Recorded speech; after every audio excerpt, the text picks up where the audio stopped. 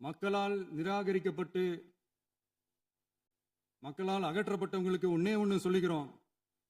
தப்பே செய்ய மாட்டோம், ஊழலே செய்ய மாட்டோம், நேர்மையா தான் இருப்போம், நியாயமா தான் இருப்போம் அப்படின்னு சொல்றவங்களால மட்டும்தான் கூட்டணி ஆட்சி அமைக்க முன்வரும்.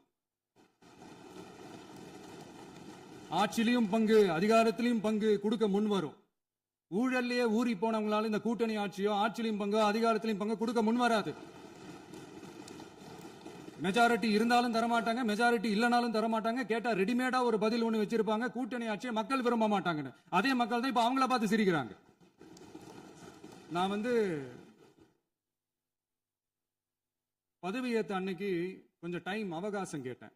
எதுக்கு கேட்டேன்? நிதி நிலைமைலாம் கொஞ்சம் மோசமா இருக்குது, அதெல்லாம் கொஞ்சம் சரி செஞ்சுக்கிட்டு படிப்படியா கொஞ்சம் கொஞ்சமா நான் கொடுத்த வாக்குறுதிகள்லாம் செயல்படுத்துவேன், அதுக்காக கொஞ்சம் டைம் அவகாசம் கேட்டேன்.